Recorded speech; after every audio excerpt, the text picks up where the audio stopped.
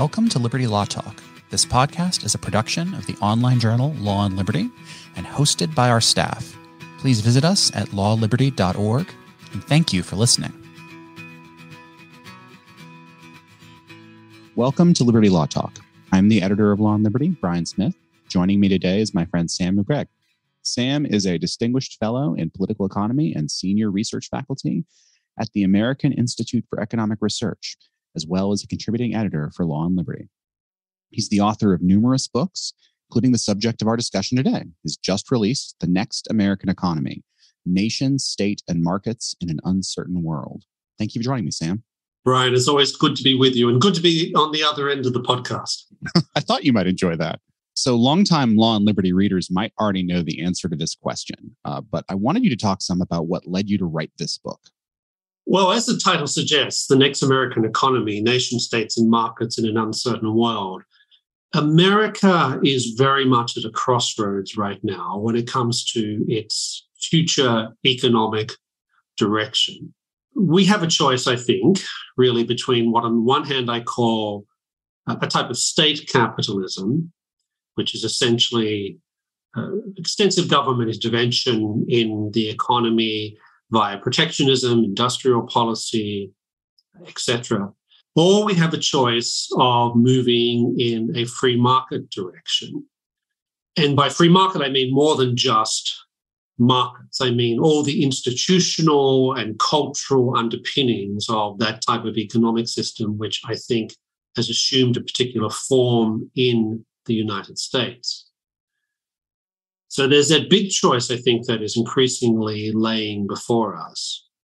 At the same time, as you know, there are many debates about this that are occurring on the left and on the right and between the left and the right.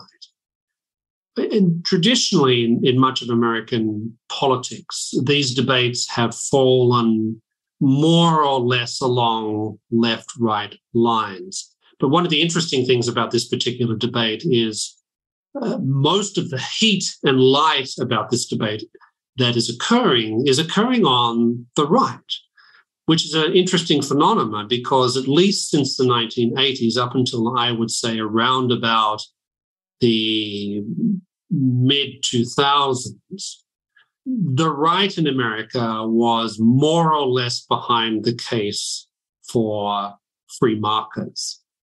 Now, that is no longer the case. On the right, you have people like myself who very much believe in the case for markets and why they're important, not just economically, but politically and culturally for the United States. And then you have others who are arguing in favor of using a very big state to intervene in the economy and specific sectors of the economy to try and deliver economic outcomes that would be different than what would otherwise be delivered by markets. And the wider context of all this is that these economic debates are occurring in a context in which it's not the 1980s anymore. We're living in a very different set of geopolitical and domestic political arrangements.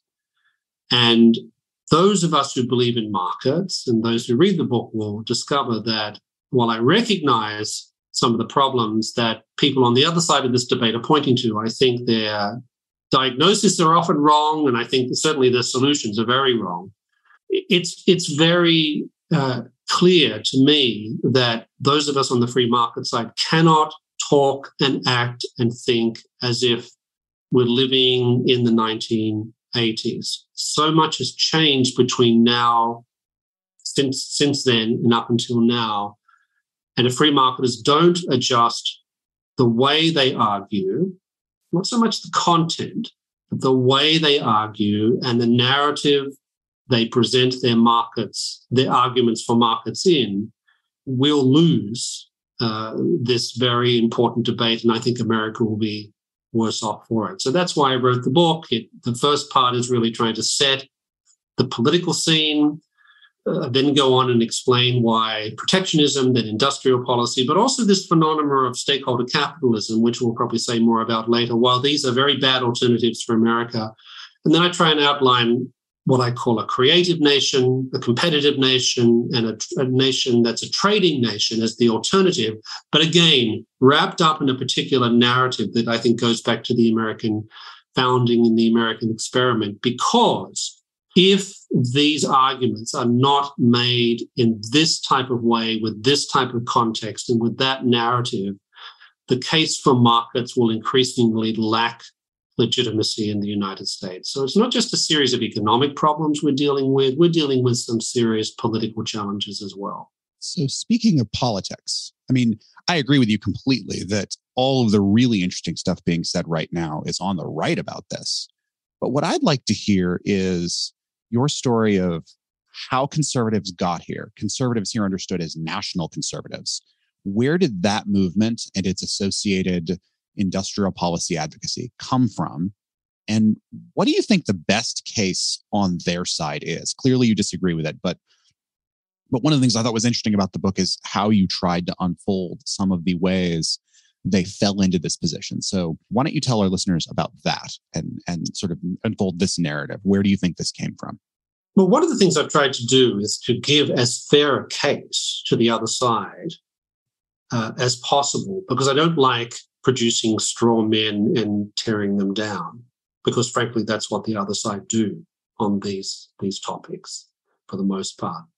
But what I think, if one is going to give us the best sort of analysis of how this happened, how we saw so much of the right move in the direction of economic interventionism, I think it goes back to, first of all, the 1990s, when we saw people like Pat Buchanan come to the fore and start arguing that free trade and trade liberalization had deleterious social effects upon the United States. Many of the arguments we're hearing today were made by people like Buchanan in the 1990s. And remember, he ended up basically derailing George H.W. Bush's hopes of a second presidential term. So there was a sense within much of the country, particularly on the right, many people started to view markets and economic globalization as not being in America's long-term interest. So that's one background. Another background, which is an even deeper background, is that trade issues have been part of American political debate right from the very beginning of the Republic. I think we often forget that, but in the 19th century, slavery, of course, was the biggest political dividing point in the American body politic. But tariffs and trade policy came a close second after that. And differences about trade policy split North and South. It split parts of the North, parts of the West, parts of the East. It was one of these dividing points that split the country regionally, sometimes even within particular states, and even within the major political groupings that crisscrossed the country. So in many respects, we are going through the same types of debates that we've had in America for a very long time, and that precede Pat Buchanan and his outbreak, if you like, of economic nationalism in the 1990s. Fast forward a few years, I should say, and what do we find? Well, I think if one is going to look for a breaking point for many people on the right when it comes to the case for markets, it's the same breaking point that affected a lot of other Americans, and that was the 2008 financial crisis. Now, I could give you lots of reasons here why I think that crisis had far less to do with the private sector and far more to do with bad regulations that incentivized people to behave badly, excessively low interest rates from the Fed for too long, the government essentially having a type of pseudo-monopoly of the housing market, et cetera, et cetera. We could go through all that. But unfortunately, that doesn't matter because— those are government failures. They're government failures. But the problem is the narrative that won was that this was a crisis of capitalism, of American capitalism, that there was something fundamentally wrong with the economic system that many people identify as being quintessentially American. And in fact, we know that people in powerful positions in China watched this crisis very closely, and they concluded that the capitalist model was flawed in some fundamental ways and that China needed to avoid some of these problems, which is precisely when China started moving away from what had been a relatively limited economic liberalization, much more back in the direction of a state-centric economy, which is more or less, I think, what modern China is now today. So that, of course, I think the financial crisis really shattered a lot of people's confidence in the long-term benefits of markets. And many conservatives looked around and said, well, we need to rethink the role of the state in the economy. And we're also not sure whether economic globalization has been as beneficial as people had hitherto supposed for the United States. There must be other ways. When you add to that a good number of conservatives concluding that the administrative state is here, we haven't really done much to take it down, maybe it's time we should start using it for pursuing what we believe is in America's best economic interests, and that means using state power to try and achieve that, which I happen to think is more or less moving in the direction of how progressives think about America and the role of the state, etc. Which explains things like Compact Magazine in some ways.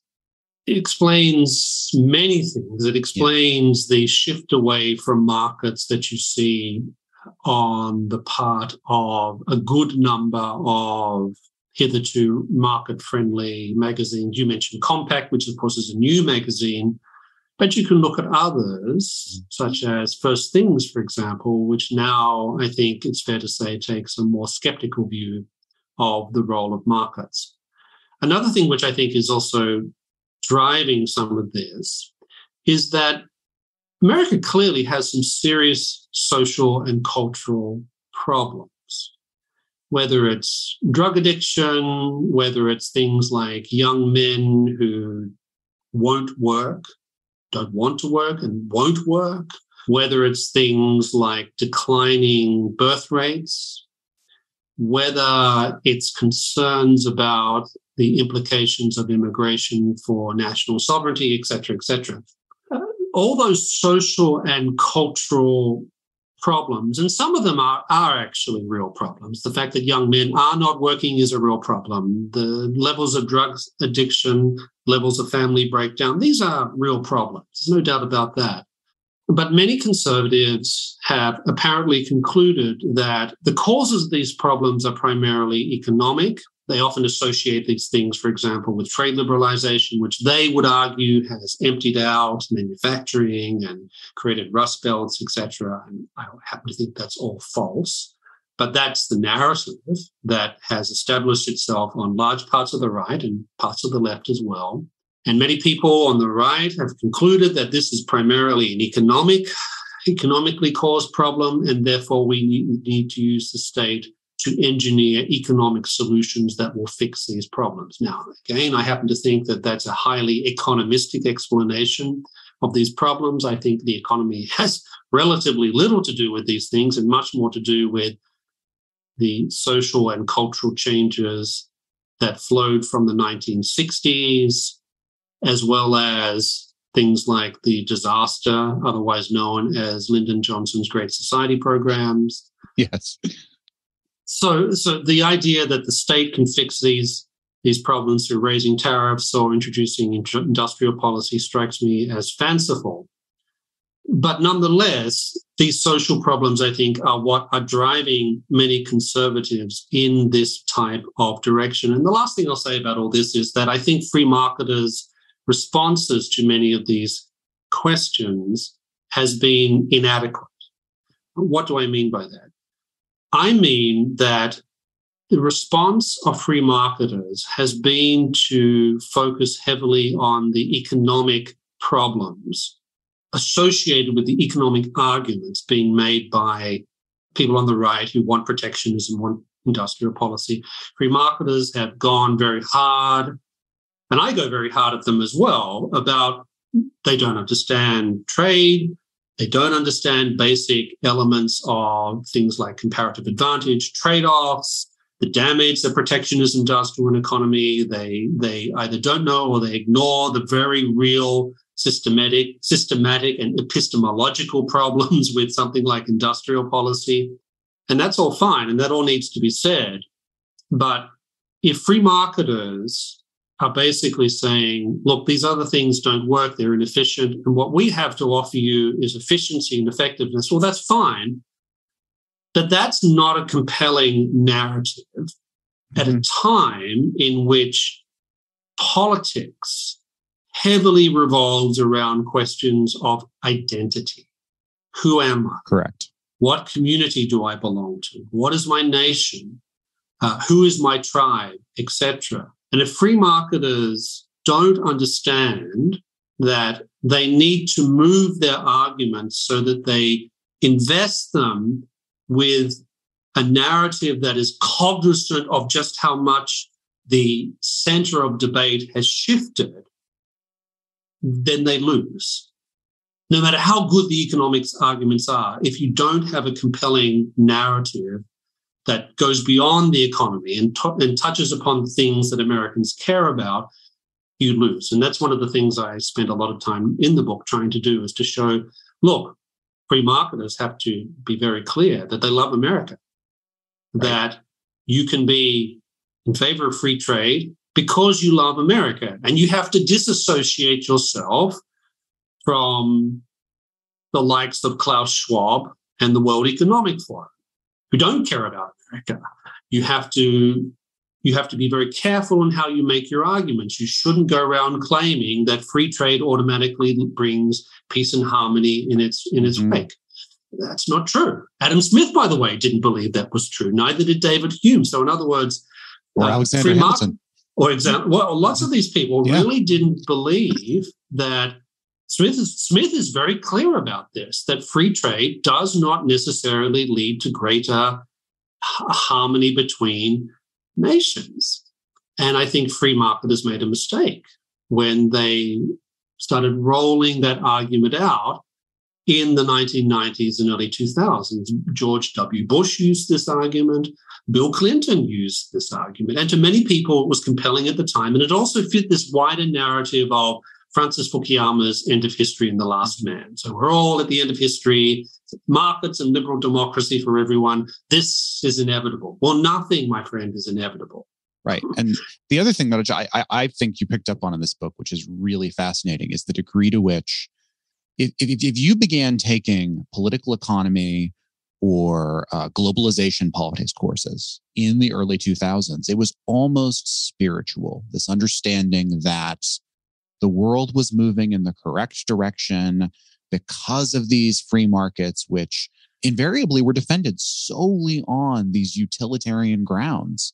And I think you're absolutely right to suggest that it is a persuasive failure on the free market's balance sheet that we have not developed arguments that point out these alignments between trade and a strong America. Yeah. Basically, it's failed to identify trade with American excellence. It's failed to show the ways in which, or create compelling arguments in which, morally trade is the right way to go. And it seems that we're in want of great moral arguments for trade in this respect. This is not a morality of why trade is good. You've done that in other books. But it does do this incredibly important element of persuading people why trade and American nationhood are, if not actually just compatible, more than that, they're absolutely vitally linked together. But we'll get to that.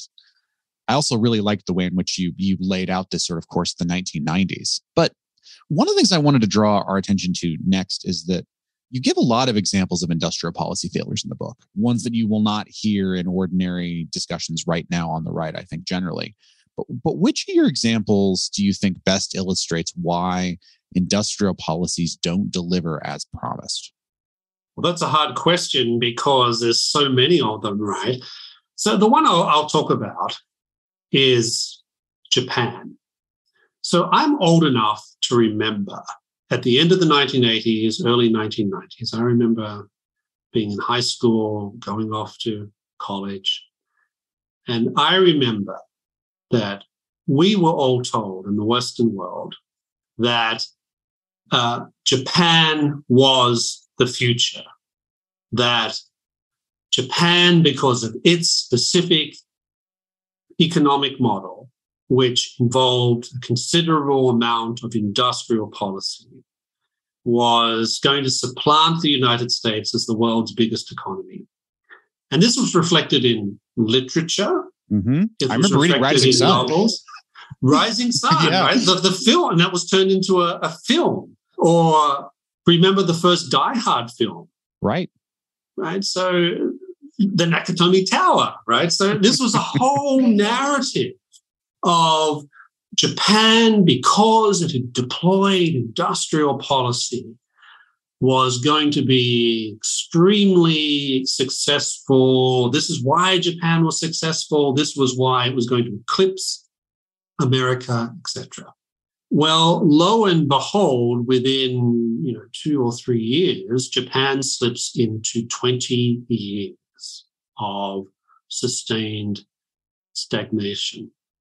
And there were many reasons for that, including bad monetary policies, the effects of the population decline started to have an effect, and many other things. But it's very clear that industrial policy was part of the problem. And what's more, the Japanese Finance Ministry in 2002 publicly admitted this, something along the lines of industrial policy was one of the major reasons why we started to fall backwards in terms of economic progress and development, why Japan had slipped into this very long period of economic stagnation. And so when you go back and you look at the post-war history, post-World War II history of Japan, you quickly discover that industrial policy was targeted. At those parts of the economy it was targeted, it invariably didn't work.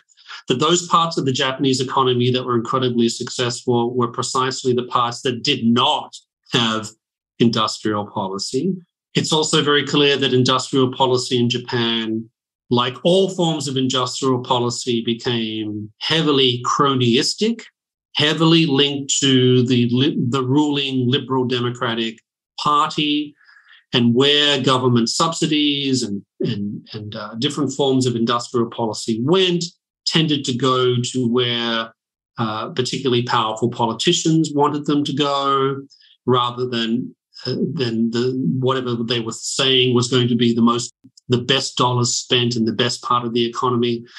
So the more you look at the Japanese story, the more you realize that all the reasons why industrial policy fails are manifest there, whether it's the knowledge problem in the sense that that governments and technocrats cannot know what is the most optimal place in which they should intervene in the economy, whether it's the cronyism that is endemic to all forms of industrial policy, whether it's the ways in which it results in opportunity costs, because if you direct money in one particular direction, it means you're not directing money in other directions.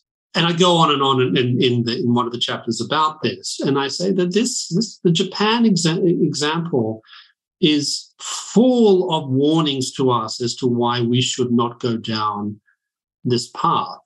And today, what do we see? We have some people on the right saying China is the future. The Chinese model is how we should be proceeding at the very moment where, if you look carefully at the Chinese economy, it is now really starting to run into some significant problems. And it's partly because of their self-created population problem, but it's also got a lot to do with the extensive use of what we would call industrial policy throughout the Chinese economy, and the wheels are starting to come off the cart big time.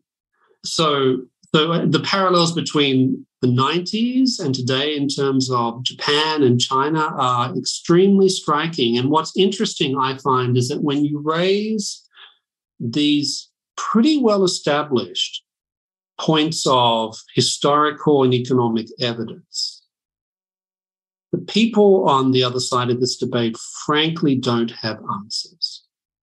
No, it's fascinating. Well, and one of the things that's striking as you were talking, I was remembering the great shift of Tom Friedman away from being a staunch, pure globalism advocate to writing fanboy articles in his op-ed page at the New York Times saying we should be more like China. And this happened around the financial crisis in a big way. And the drumbeat just never stopped after that.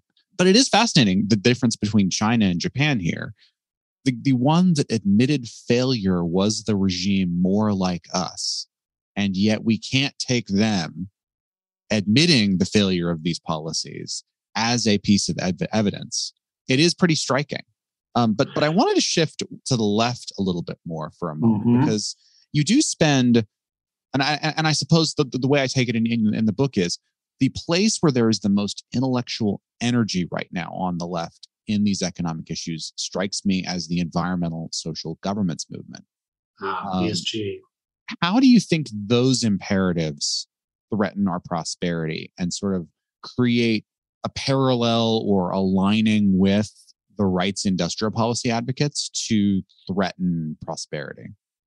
Well, ESG, DEI, diversity, equity, inclusion, and the broader stakeholder capitalism agenda, which is largely driven from the left these days, although interestingly, some people on the right are saying, well, we should have our own version of stakeholder capitalism, which, again, mimicking bad problems from another source. There's so much one could say about this.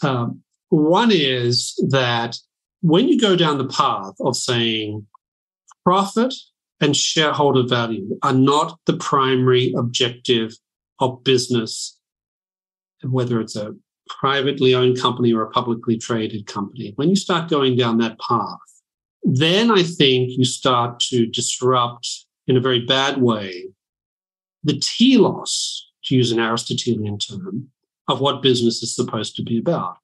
So families exist to raise children. Militaries exist to fight wars.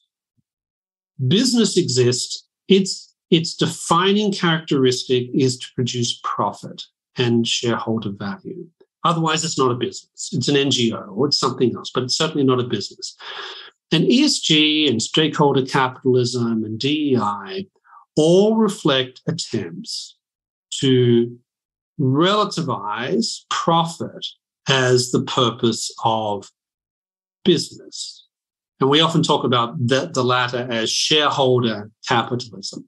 So when then presidential candidate Joe Biden, during I believe the 2020 election campaign, called, quote unquote, for an end to shareholder capitalism, what he was really pointing to was not so much socialism or something like that. He's really pointing to stakeholder capitalism, which deploys tools like DEI and ESG to try and fundamentally change the nature of business so that business is about serving a range of stakeholders.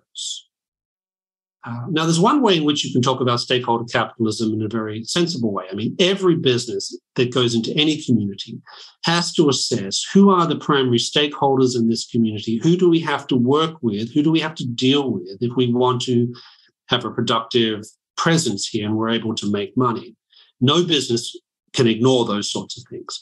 But that's very different from saying we actually have to include all these groups and peoples in our decision-making process so that we can realize all these other goals besides just profit. And ESG and DEI are the tools that are typically used to do this. And the effect is, I think, to try and fundamentally change the nature of business. And you end up with businesses becoming and acting and sounding like left-wing NGOs. And this, of course, is infuriates me because it is fundamentally destroying the telos of business. Destroying the telos of business as profit makes no sense. It's like saying, well, we're going to turn the family into a business. I mean, particular organizations have their telos, and things get very messy and bad when you try and move them away from them. And the left, I think, see this as a way in which they can basically transform American capitalism from within. So you keep boards of directors, you keep CEOs, you keep the management structures, but the people you employ, the characteristics that you ascribe to them, that you say you want from them, the stated goals of the business, all that changes in a very negative, in my view, a very negative way, so that businesses are not behaving like businesses, they're behaving like NGOs. And that is bound to have some very serious economic effects.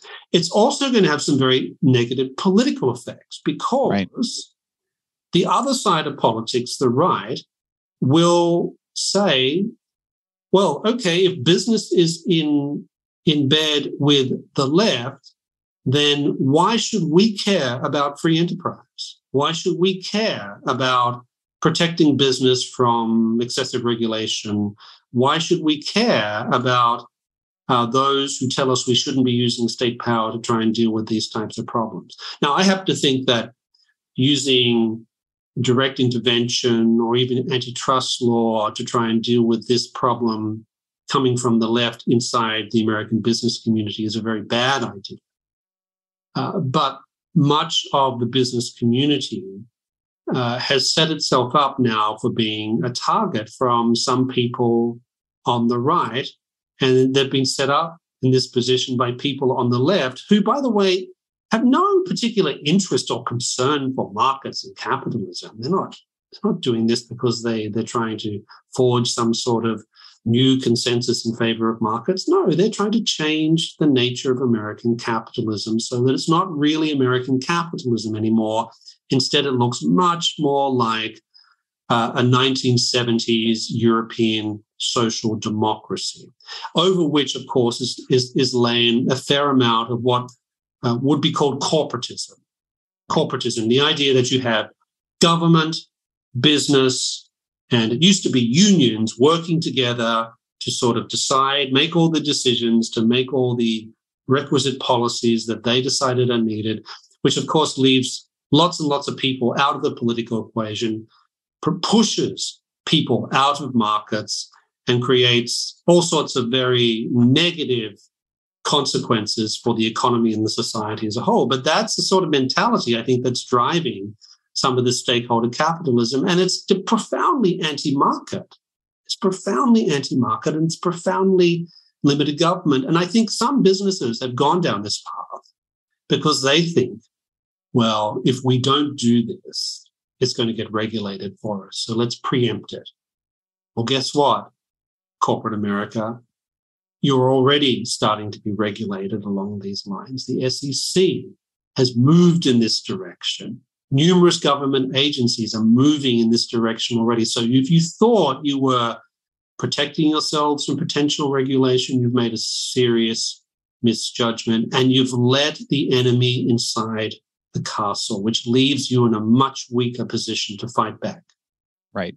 And one of the things that strikes me is all roads in this sense are leading back to stronger corporatism, which shifts all the incentives in the market in ways. And of course, it's still sort of a market. It's a market with very uneven rules for people sort of outside the corporatist game versus those inside of it. Now, I wanted to quote one thing that you said in the book and ask a question about it. So about midway through, you write, quote, individuals can be entrepreneurial in many spheres of life. That includes bureaucratic empire making or securing privileges from governments. Many crony capitalists are superb entrepreneurs insofar as they see opportunities for regulatory capture that others don't. And so the question that's right before us, I think, is what do you think it would take to shift folks that are or have been brought up in a corporatist environment into seeking genuinely entrepreneurial, creative endeavors? Now, obviously, there's probably a policy piece, but are there other pieces that can shift things in a more beneficial direction? Well, let's talk first of all about the policy piece. And it seems to me that this is partly a question of incentives and regulation. So if the incentives in a given economy lie in the direction of cultivating favor with legislators and governments so that you get what you want and you get to block out potential competitors and potential entrepreneurs, if all the incentives lie in that direction, it's highly probable that more and more American businesses and people of an entrepreneurial mindset will move towards those incentives. So what that tells me is that we need to change those incentives so that we shift incentives back in the direction of satisfying consumers, providing consumers with goods and services, and away from engaging in capturing parts of the economy that you then rigorously defend with your friends in the government from all potential competitors. And how do we shift the incentives in this regard? Well, it seems to me that corporatism depends very heavily upon a big state, lots of regulation, lots of intervention in the economy. So the more you wind back the capacity of legislators and governments to offer business leaders goodies, so to speak, the more incentive there is for them to start looking back at the people that they should be serving, who of course are consumers. So what's needed in policy terms is a restoration of consumer sovereignty. Consumer sovereignty. This was Adam Smith's key point, right, when he was critiquing the mercantilist system of his time, which operates very, very much like a sort of cronyist type of set of economic arrangements. And Adam Smith said that the purpose of the economy is consumption, which means you have to satisfy consumers because it can't be production. You don't consume in order to produce, you produce in order to consume. And when you make production itself the end of the economic exercise, then you end up with lots of inefficiencies. You have businesses that operate because they've just operated this way for a long time and they have friends in government who help them and protect them, etc. That's a very negative situation to be in. So we desperately need to restore consumer sovereignty, and we do that by reducing the size and scope of government and regulation so that you shift the incentives of businesses back to satisfying consumer wants and needs. But you're pointing to something beyond policy, though. You're talking about really the normative case for these things and why we should care about markets and present markets as being much more than just the most efficient economic system. And there's all sorts of things we can do in that regard. We can talk about the different types of freedoms that commercial liberty gives us, the ways in which a market economy allows people to use their creativity in particular ways that serve other people rather than those who happen to be well connected, etc. But certainly in the case of the United States, I think free marketers really need to show that the case for the market, it's about efficiency, it's about effectiveness, but it's also because it's good for the United States.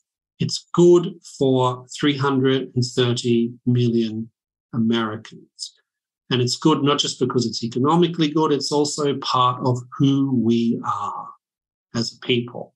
And that's one of the things I've tried to do in the book, is to show just how deeply woven into American sense of at least the founding and the American experiment in ordered liberty, just how deeply connected that is to the type of economic system that we have in the United States, which is very different in many respects from similar manifestations of capitalism in the rest of the world. And that's the message I keep hammering away at to, my fellow free marketers.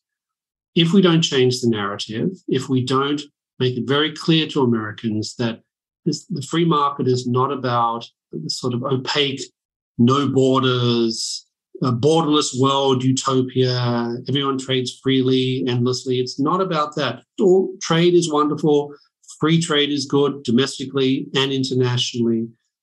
But if you're interested in winning hearts and minds, you've got to think about how you argue these things. And my hope is that this book will help a lot of free marketers to understand how we can do this better.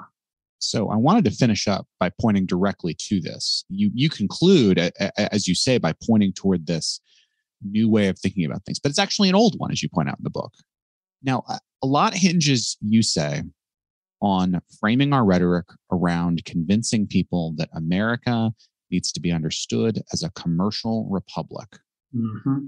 So can you expand just a little bit more on this point? Now, why is it important that we understand ourselves in this way? What are a couple of the key touchstones that ought to animate the way we talk?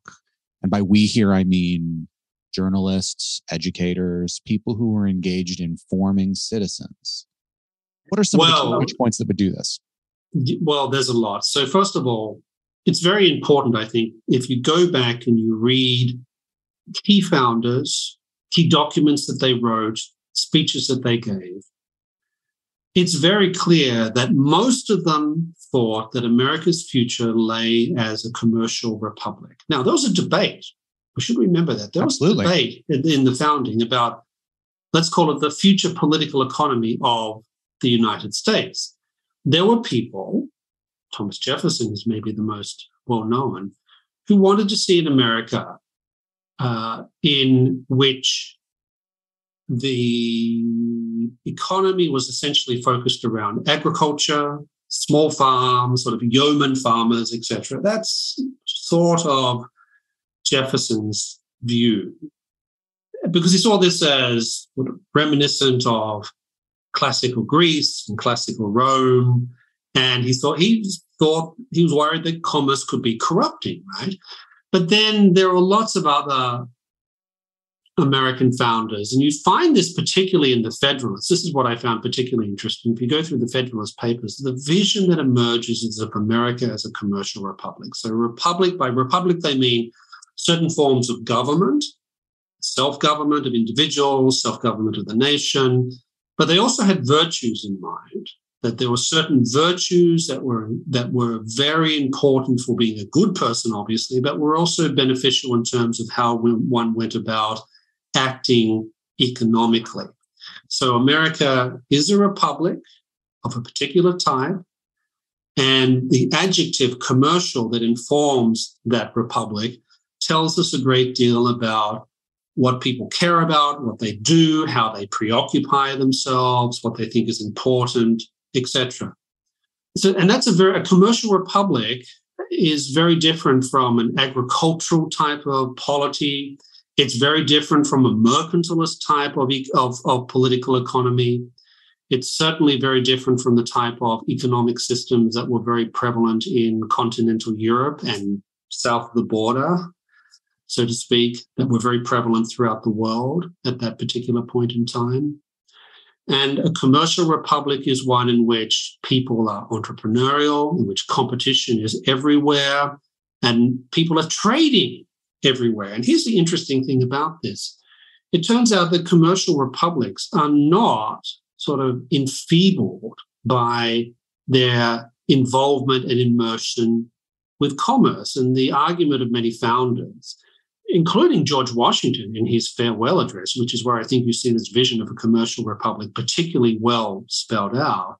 For them, commerce was a source of strength for the Republic. It bound the people together. It also caused them to look outwards, to look for opportunities, for trading opportunities, for engagement with other nations on the basis of trade. And they were very conscious that an economically strong and powerful country would be very hard to take down in geopolitical terms. And that turned out, of course, to be true. I think one of the reasons why the United States played such an important role in winning World War I and World War II is just the sheer strength of its economy. So this is a very different way of talking about political economy, this idea of a commercial republic. But it's also important because it chimes with the vision that emerged from the founding of the type of political economy that America was going to have. And that matters because in America, what gives something legitimacy is really how much it can be traced back to the ideals and texts that we associate with the founding. The scholar who I think is very good on this subject is Professor Gordon Wood, very well-established American historian, not a conservative, more or less, I'd say, a sort of modern liberal in the way that he looks at the world. Right. But he makes it very clear that the founding contains the ideas and texts that give things legitimacy in America. That's why things like socialist America or American socialism ring very strangely to us, because it just doesn't fit the history of the country as it unfolded after the period of founding. So the idea of a commercial republic is, I think, a very powerful way for those of us who think that free markets are the most optimal economic set of arrangements to frame the narrative of what we're about. And it's a very attractive one because it takes good economics seriously, but understands the importance of rooting these things politically and culturally in who we are as a people, because Americans don't take their identity from their skin color or from myths that go back hundreds of years. We take our identity from the founding documents. This is one of the things that Gordon Wood talks about all the time. That's where we find the source of our identity. And in an age in which identity is driving politics so strongly, in many respects, those of us who believe in markets have no choice but to think about how we link our belief in markets and limited government with who Americans are as a people. Well, and I think that's a really excellent point on which we can conclude. Thank you, Sam, for joining me on the show. And you can pick up his Next American Economy in bookstores anywhere. Thank you. And Amazon. And Amazon. So thank you for coming. Thanks, Brian. Always good to chat with you. Thank you for listening to another episode of Liberty Law Talk. Be sure to follow us on Spotify, Apple, or wherever you get your podcasts. And please visit our journal at lawliberty.org.